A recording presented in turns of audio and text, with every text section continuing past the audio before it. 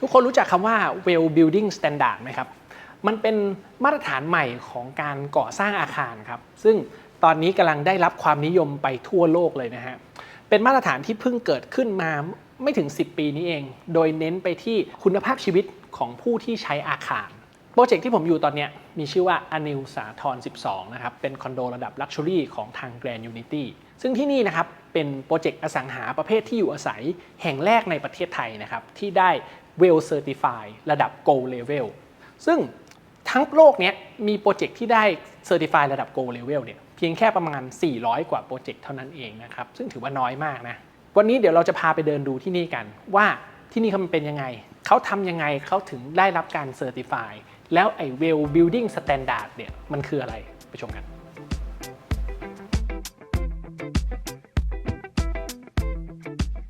อนิลสาทร12นะครับจะเป็นคอนโดสูง42ชั้นตั้งอยู่บนที่ดินขนาดประมาณ 1.2 ไร่มีจำนวนยูนิตอยู่ที่222ยูนิตแล้วก็มาพร้อมกับที่จอดรถ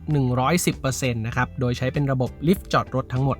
ดีไซน์ภายนอกของอาคารจะถูกออกแบบมาเป็นสไตล์โมเดิร์นลักชัวรี่ครับคุมโทนด้วยสีเทาดำแบบโมโนโทนนะครับให้มันดูเท่ๆดูสุขุมหน่อยแม้แต่กระจกของตัวตึกเนี่ยก็จะใช้โทนสีเทาเข้มนะครับเพื่อให้ลุคของอาคารมันดูทันสมัยแล้วก็มีเอกลักษณ์ที่แตกต่างไปจากตึกอื่นๆที่อยู่บนถนนสาทรแห่งนี้ครับก่อนอื่นนะทุกคนก่อนที่ผมจะไปพาทัวร์ตึกนี้นะฮะผมอยากจะพูดถึงเรื่องโลเคชันของเขาก่อนเพราะว่าทำเลตรงนี้เป็นทำเลประวัติศาสตร์ประวัติศาสตร์ของผมเองนะครับคือซอยนี้คือซอยสาทร12และฝั่งตรงข้ามคือสาทร11เป็นที่ตั้งของโรงเรียนผมเองนะฮะอัสสัมชัญแผนกประถมประมาณ20 ปีที่แล้วเนี่ยทุกคนผมอยู่ประมาณป.3 นะฮะผมต้องเดินข้ามสะพานลอยเพื่อมารอหม่าม้ามารับตรงนี้เลยตรงนี้แบบตรงนี้เพราะว่าหม่าม้าบอกว่าขี้เกียจกลับรถไปฝั่งตรงข้ามนะครับผมก็เลยต้องเดินออกมาแทนแล้วก็แถวๆนี้คือตอนนี้มันเปลี่ยนไปเยอะมากโดยเฉพาะสถานีรถไฟฟ้านั่นก็คือ BTS เซนต์หลุยส์นะครับ BTS เซนต์หลุยส์เป็นสถานีล่าสุดของ BTS สายสีลมซึ่งเป็นสถานีที่ควรจะเกิดขึ้นตั้งนานแล้วทุกคนเพราะว่าเวลาเมื่อก่อนผมจะขึ้นรถไฟฟ้าผมต้องเดินไปขึ้นที่สุรศักดิ์ใช่ป่ะเด็กโรงเรียนเนี่ยโชคดีมากคือเดินออกจากปากซอยแล้วก็ขึ้น BTS เซนต์หลุยส์กลับบ้านได้เลยมันเป็นเบเนฟิตหลักๆของตัวอนิลสาทร12เพราะว่าพอมันมีสถานีมาขึ้นอยู่ตรงนี้มันกลายเป็นว่าตึกนี้ติดรถไฟฟ้าทันทีเลยติดชนิดที่ว่าเดินออกจากประตูของคอนโดแล้วก็ขึ้นสถานีรถไฟฟ้าได้เลยนะครับใกล้มากๆตัวตึกเนี่ยมันเป็นตึกติดถนนใหญ่ก็จริงแต่ว่าทางเข้าของเขาเนี่ยจะหลบเข้ามาอยู่ในซอยสาทร12นะครับซึ่งเดี๋ยวเราจะพาเข้าไปดูว่าข้างในมีอะไร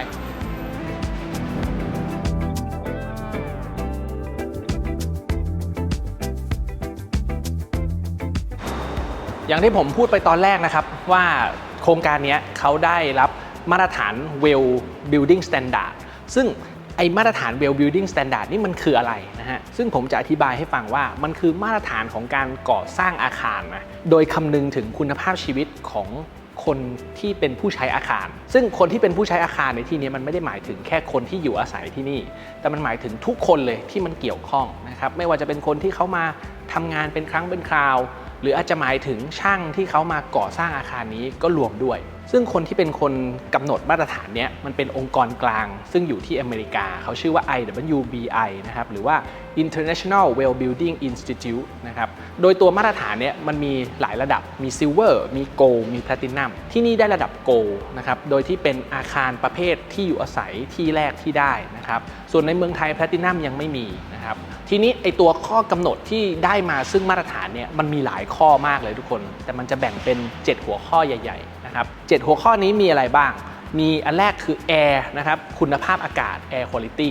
อันที่2คือ Water ก็คือคุณภาพน้ำอันที่3เนี่ยเขาเรียกว่า Nourishment เป็นสุขภาวะด้านการกินอันที่4คือ Light แสงสว่างอันที่5คือ Fitness หรือหมายถึงการออกกำลังกายซึ่งไม่ได้หมายถึงแค่ออกกำลังกายอย่างเดียวหมายถึงทุกกิจกรรมที่มันเป็นกิจกรรมด้านกายภาพข้อที่6เนี่ยเขาเรียกว่า Comfort ก็คือความอยู่สบายนะครับแล้วข้อที่7คือ Mind หมายถึงสุขภาพจิตอารมณ์ความรู้สึกนึกคิดนะครับซึ่งใน7ข้อนี้มันจะมีข้อกำหนดย่อยๆอีกเป็นร้อยๆข้อเลยทุกคนซึ่งผมไม่สามารถอธิบายทั้งหมดได้นะครับเดี๋ยวผมจะแปะลิงก์ของ Well Certify ไว้ให้แล้วกันเผื่อใครอยากดูเดี๋ยวทิ้งลิงก์ไว้ใต้วิดีโอนะครับแต่สำหรับวันนี้ในคลิปนี้เราจะพาไปทัวร์ตึกนี้กันแล้วตรงไหนที่มันเกี่ยวข้องกับ Well Building Standard เดี๋ยวผมจะค่อยๆอธิบายให้ฟังแล้วกัน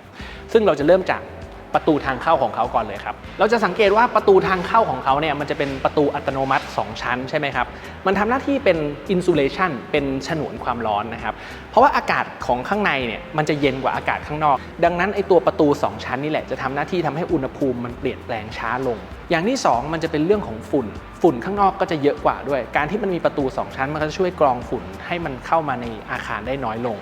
อีกอย่างหนึ่งคือเรื่องพรมนะครับที่ทำหน้าที่ดักฝุ่นจากรองเท้านะครับพรมเนี่ยมันมีข้อกำหนดเหมือนกันว่าพรมจะต้องมีขนาดเท่าไหร่จะต้องกว้างอย่างน้อยเท่ากับความกว้างของประตูจะต้องยาวเข้ามาข้างในอย่างน้อยเป็นระยะ3เมตรอะไรแบบนี้นะครับซึ่งอันนี้มันเป็นตัวอย่างของข้อกำหนดที่ตัวอาคารจะต้องทำให้ได้นะครับถึงจะได้รับการเซอร์ติฟายมาตรฐานของเวลนะครับซึ่งเดี๋ยวมันจะมีอีกหลายอย่างเลยที่เราจะพาขึ้นไปดูข้างบนกัน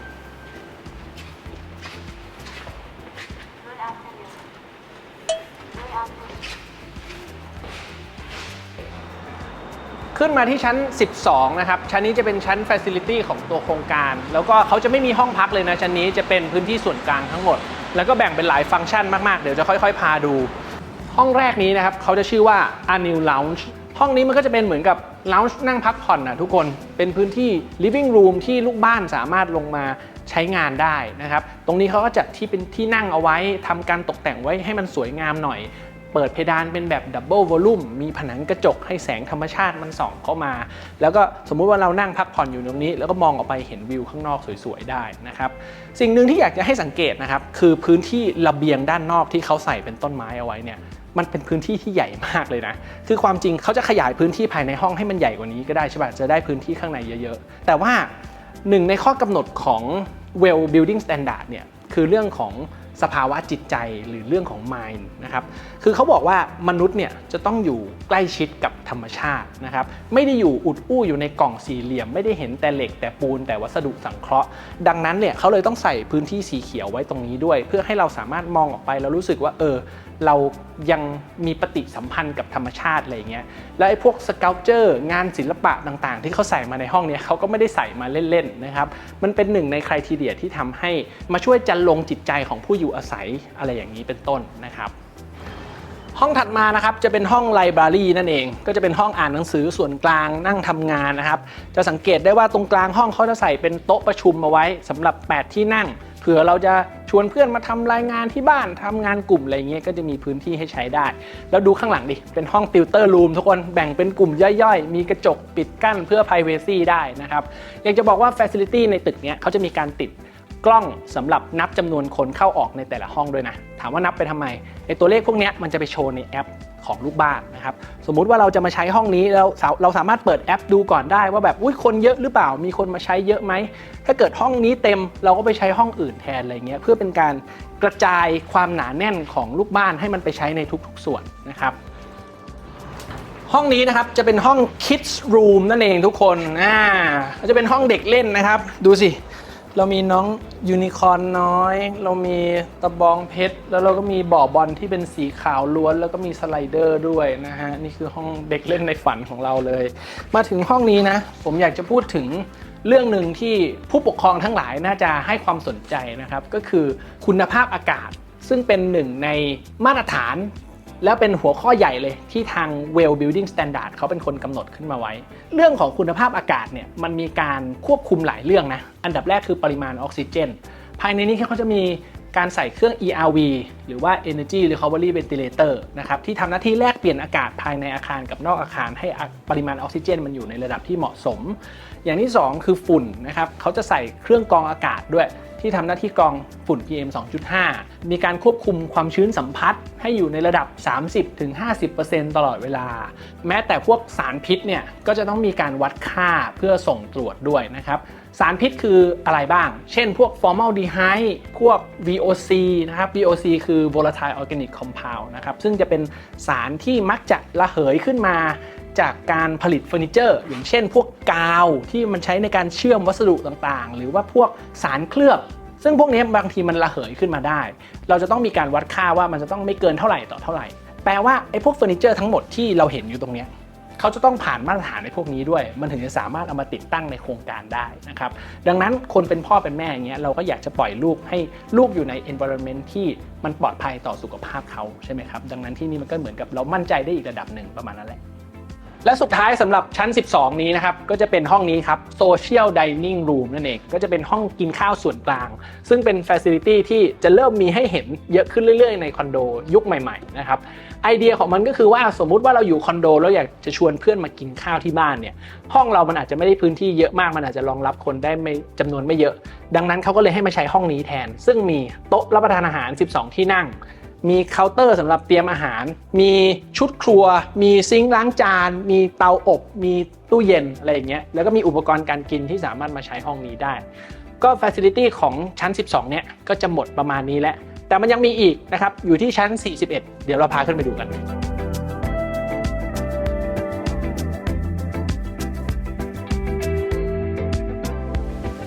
ที่ชั้น41เนี่ยมันจะเป็นชั้นสระว่ายน้ำนะครับซึ่งสระว่ายน้ำของเขาทำออกมาสวยนะเป็นสระรูปตัว L แล้วก็เป็นสระระบบโอโซนด้วยนะครับระบบโอโซนเนี่ยมันจะใช้โอโซนในการฆ่าเชื้อโรคซึ่งมันก็จะดีกว่าระบบเกลือตรงที่ว่ามันเป็นการลดการใช้สารเคมีลงในสระว่ายน้ำมันจะทำให้ผิวเราเนี่ยเวลาเราว่ายน้ำนานๆมันไม่เกิดการระคายเคืองเท่าที่ควรจะเป็นนะครับแล้วก็อีกอย่างหนึ่งที่ผมอยากจะพูดถึงเนี่ยคือพวกหินหรือวัสดุต่างๆที่เขาเอามาใช้ปลูกผนังหรือใช้ตรงส่วนต่างๆของตัวอาคารเนี่ยมันจะต้องผ่านการทดสอบเรื่องของกัมมันตภาพรังสีด้วยนะอันนี้เป็นหนึ่งในข้อกำหนดของทาง Well Building Standard เขานะครับที่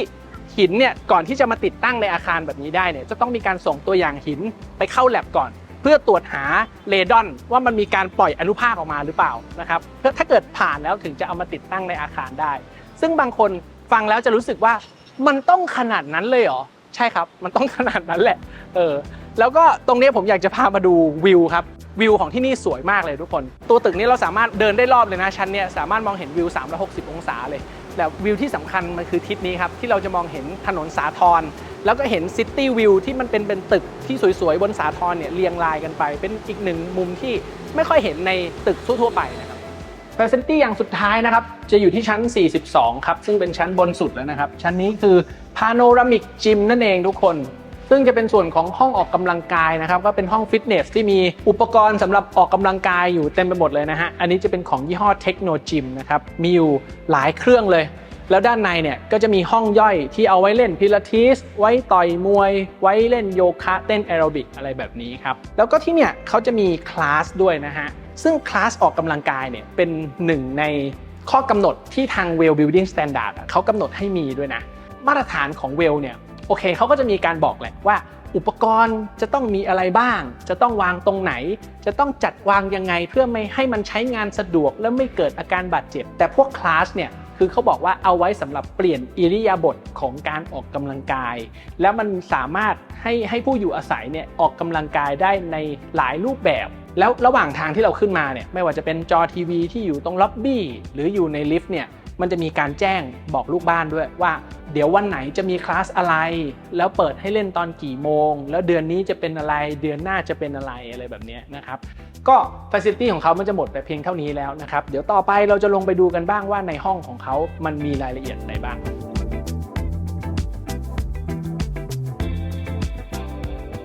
ห้องพักของที่นี่นะครับเขาจะมีให้เลือกหลายไซส์เหมือนกัน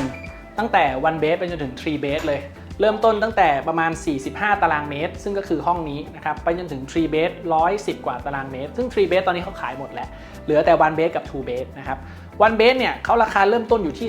11.9 ล้านบาทโดยขายเป็นแบบ fully fitted นะครับหมายความว่าให้ชุดครัวกับตู้เสื้อผ้าแล้วก็ห้องน้ำอันดับแรกเปิดประตูเข้าห้องมาเราจะเจอกับพื้นที่ส่วนครัวก่อนนะครับซึ่งส่วนครัวนี่เขาให้พื้นที่มาค่อนข้างใหญ่นะสำหรับ one bedroom แต่เดี๋ยวผมจะขอลงรายละเอียดส่วนครัวที่ห้อง 2 bed ห้องถัดไปดีกว่าเริ่มจากตรงนี้จะเป็นโต๊ะกินข้าวนะครับซึ่งเขาใส่มาเป็นโต๊ะกลม4ที่นั่งในความเป็นจริงผมว่าใส่แค่2ที่นั่งก็พอมันจะได้ไม่มีเก้าอี้มาเกะกะแบบนี้แล้วก็ตรงนี้จะเป็นฟังก์ชันที่ผมชอบที่สุดในห้องนี้เลยนะครับก็คือตู้ดริปกาแฟทุกคนดูสิมีอุปกรณ์ดริปกาแฟหลากหลายอยู่ตรงนี้นะฮะซึ่งถ้าเกิดเราหยิบกลับบ้านสักอันหนึ่งเขาก็คงไม่รู้หรอกใช่ปะ แล้วก็ฝั่งนี้จะเป็นพื้นที่ส่วนของโซฟาสำหรับนั่งดูทีวีนะครับซึ่งตรงนี้มันจะอยู่ติดกับหน้าต่างเลยซึ่งเป็นหน้าต่างบานกระจกบานใหญ่เบ้อเริ่มเลยนะครับให้แสงธรรมชาติมันส่องเข้ามาในห้องนี้ได้ในปริมาณที่เหมาะสมกระจกที่เขาใส่มาเนี่ยจะเป็นกระจกของยี่ห้อชูโก้นะครับเป็นแบรนด์เยอรมันซึ่งมันจะทำหน้าที่ตัดแสงลดความร้อนแล้วก็ลดเสียงรบกวนที่มาจากภายนอกตึกนี้เป็นตึกที่อยู่ติดถนนใหญ่นะแต่เราจะไม่ค่อยได้ยินเสียงจากข้างนอกเลยนะครับเพราะมันทำหน้าที่ลดเสียงได้ดีมากอีกอย่างหนึ่งที่ผมอยากจะพูดถึงในห้องนี้คือเรื่องของแสงนะครับ lighting นั่นเองซึ่งเป็นหนึ่งในหัวข้อใหญ่เลยนะครับของ well building standardมันมีข้อกำหนดหลายอย่างเกี่ยวกับเรื่องแสงอันดับแรกคือผ้าม่านนะครับผ้าม่านเนี่ยจะต้องเป็นผ้าม่านที่เป็น black out 100% สมมุติว่าเราลูดผ้าม่านปิดแสงข้างนอกจะต้องไม่สามารถลีกเข้ามาได้เลยนะส่วนห้องนอนเนี่ยมันก็จะต้องมีความสว่างที่มันมืดลงมาอีกนิดนึงนะครับเพื่อให้เราเตรียมพร้อมสำหรับการนอนถ้าเกิดไฟมันสว่างเกินไปร่างกายมันจะรู้สึกตื่นตัวแล้วมันก็จะนอนหลับไม่ดีอีกเรื่องพวกนี้มันรวมไปถึงสีของไฟพวกนี้ด้วยนะหลอดไฟที่ติดอยู่ในห้องนี้มันจะต้องมีค่า CRI หรือว่า Color Rendering Index เนี่ยเกิน 80 นะครับยิ่งเข้าใกล้100มากเท่าไหร่แปลว่าสีมันจะตรงกับสีที่เขาตั้งใจได้มากขึ้นมีอีกอย่างหนึ่งที่ผมอยากจะให้ดูนะครับคือไฟส่องพื้นที่เขาเรียกว่า Night Light นะครับซึ่งมันจะติดตั้งอยู่ตรงบริเวณตู้เสื้อผ้าตรงบริเวณตีนตู้ตรงนี้นะครับไอ้ไฟ Night Light เนี่ยมันมีข้อกำหนดจากเวลถึงละเอียดมากๆเลยนะถึงขั้นที่ว่าไฟนี้มันจะต้องติดตั้งอยู่ในจุดที่เป็นทางเดินที่ใกล้ที่สุดจากเตียงนอนมายังห้องน้ำเพราะว่าเราต้องตื่นมาเข้าห้องน้ำตอนกลางคืนใช่ป่ะแล้วจะต้องติดตั้งอยู่เหนือพื้นไม่เกิน36 เซนเพื่อให้มันส่องสว่างพื้นได้จะต้องเป็น motion sensor เท่านั้นเวลาเราลุกจากเตียงไฟมันจะได้ติดเองอัตโนมัติแสงที่ออกมาจากไฟ Night Light จะต้องมีความยาวคลื่นไม่เกิน550นาโนเมตรและความสว่างจะต้องไม่เกิน15ลูเมนเพื่อให้สายตาตอนกลางคืนของเราเนี่ยที่มันตื่นมามืดๆเนี่ยไม่ต้องปรับเยอะอะไรแบบนี้เป็นต้นนะครับซึ่งเป็นข้อกำหนดที่ละเอียดมากและที่นี่เขาก็ทำได้ตามนั้นนะครับ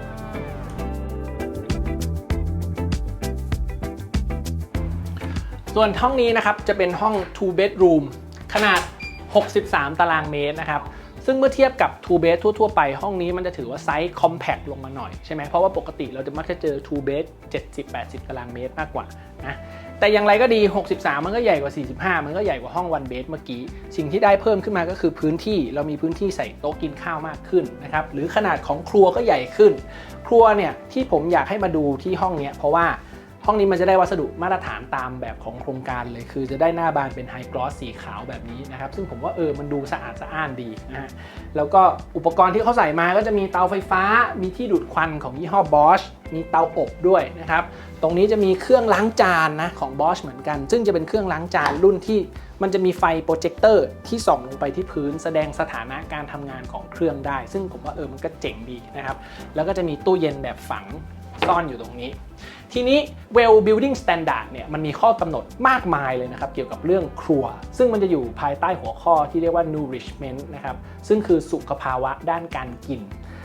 มันคือการทำให้เราอยู่ในสภาพแวดล้อมที่ได้กินอาหารอย่างถูกสุขอนามัยแล้วมันจะมีข้อกำหนดอย่างเช่นซิงค์เนี่ยที่เราใช้ในครัวเนี่ยนะมันจะต้องเป็นซิงค์2หลุมเท่านั้นอันนึงเอาไว้ล้างภาชนะอีกอันนึงอาจจะเอาไว้ล้างพวกวัตถุดิบหรือว่าผลไม้หรือว่าของสดที่มันเป็นอาหารนะครับจะใช้งานแยกกันไม่ปนกันเรื่องนี้มันจะรวมไปถึงคุณภาพน้ำด้วยไอตัวก๊อกน้ำดื่มเนี่ยก็เป็นอีกหนึ่งข้อกำหนดว่าจะต้องมีใส่อยู่ในทุกยูนิตเลยนะครับต่อมาจะเป็นเรื่องนี้ครับเตาอบนะครับเตาอบที่ผมชี้ให้ดูนี่มันไม่ใช่เตาอบธรรมดาอันนี้เป็น Compact Steam Oven คือเป็นเตาอบไอ้น้ำมันจะสามารถรักษาคุณค่าทางอาหารหรือโภชนาการของอาหารที่เราอบเข้าไปได้ดีกว่าเตาปกตินั่นเองหรือแม้แต่เขียงนะครับซึ่งเขียงนี่เขาไม่ได้แถมนะแต่เขาบอกไว้เลยนะว่า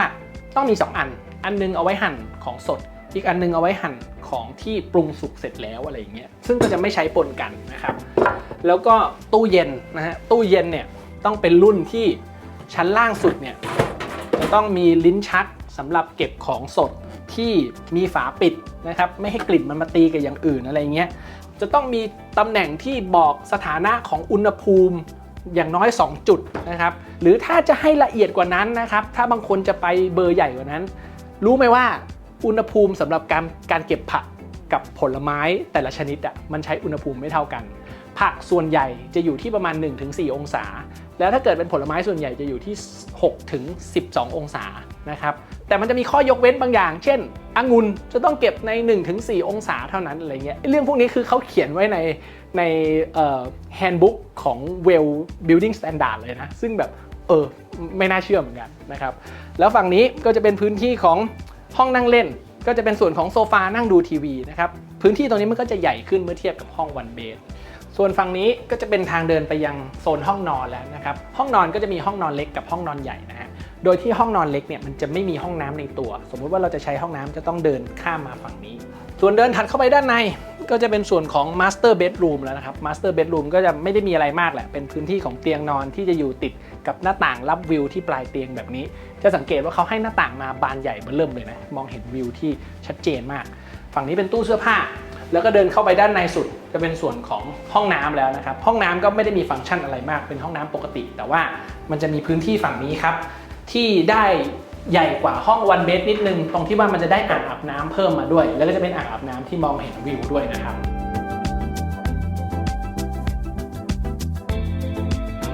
โอเคครับจบเรียบร้อยสำหรับการพาทัวร์อนินทร์สาทร12นะครับก็ต้องบอกว่าประเด็นสำคัญของที่นี่อันดับแรกเนี่ยคือเรื่องทำเลแหละทุกคนเพราะว่าที่นี่มันเป็นคอนโดที่อยู่ติด BTS สถานีเซนต์หลุยส์ซึ่งเป็นสถานีแห่งใหม่ล่าสุดของสายสีลมนะครับแล้วก็อยู่ติดถนนสาทรซึ่งสาทรเนี่ยมันคือย่านธุรกิจที่สำคัญที่สุดของกรุงเทพแหละผมคงไม่ต้องอธิบายมากว่าทำเลนี้มันดียังไงนะครับทีนี้เรามาคุยกันเรื่องตึกดีกว่าเพราะว่าตึกนี้ผมรู้สึกว่าเขาทำรูปแบบของตัวตึกออกมาได้ดีนะ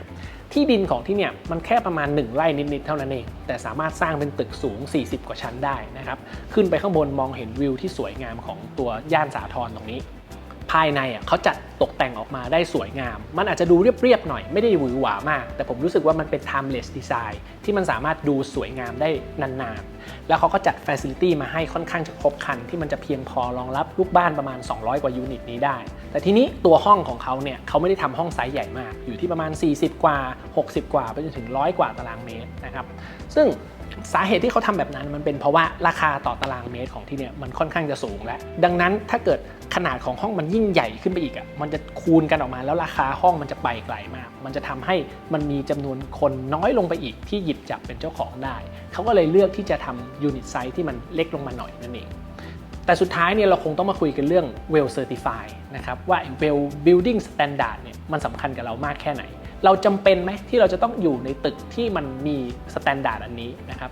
คำตอบเบื้องต้นจริงๆมันไม่จำเป็นหรอกเพราะว่าเราก็สามารถมีชีวิตที่ดีได้เหมือนกันถูกไหมในการที่จะอยู่ในตึกอื่นที่มันไม่ได้มาตรฐานแต่ว่าไอตัวมาตรฐานตัวนี้มันจะเหมาะมากสำหรับการเป็นเหมือนกับตัวการันตีเบื้องต้นสำหรับคนที่มาซื้อหรือมาอยู่อาศัยที่นี่เพราะว่าก่อนที่เราจะมาอยู่ที่เนี่ยหรือก่อนที่เราจะมาซื้อที่เนี่ยเราไม่มีทางรู้หรอกว่าตึกนี้มันผ่านอะไรมาบ้างนะครับแล้วมันไม่ได้มีทุกที่ที่มันจะแบบเปิดให้เราเข้าไปเดินดูแบบไซต์ก่อสร้างได้ถูกปะเวลเนี่ยเขามาทำหน้าที่เหมือนกับเป็นตัวกลางที่จะมาช่วยตรวจสอบให้เราเนี่ยว่าไอกระบวนการก่อสร้างหรือสิ่งที่ผ่านมาเนี่ยมันได้มาตรฐานนะแล้วของที่เขาให้มามันก็ถูกต้องและเหมาะสมสำหรับการอยู่อาศัยในระดับขั้นพื้นฐานนั่นเองนะครับดังนั้นคนที่เป็นเหมือนกับเป็นผู้บริโภคมันก็รู้สึกมั่นใจได้ระดับหนึ่งที่เราจะซื้อที่นี่เป็นเจ้าของนั่นเองครับก็ต้องขอแสดงความยินดีกับทางอนินทร์สาทรด้วยนะครับที่ได้รับCertification ระดับ Gold Level เป็นที่เรียบร้อยแล้วนะครับแล้วก็เป็นตึกแรกที่เป็นอาคารที่อยู่อาศัยของประเทศไทยด้วยนะครับ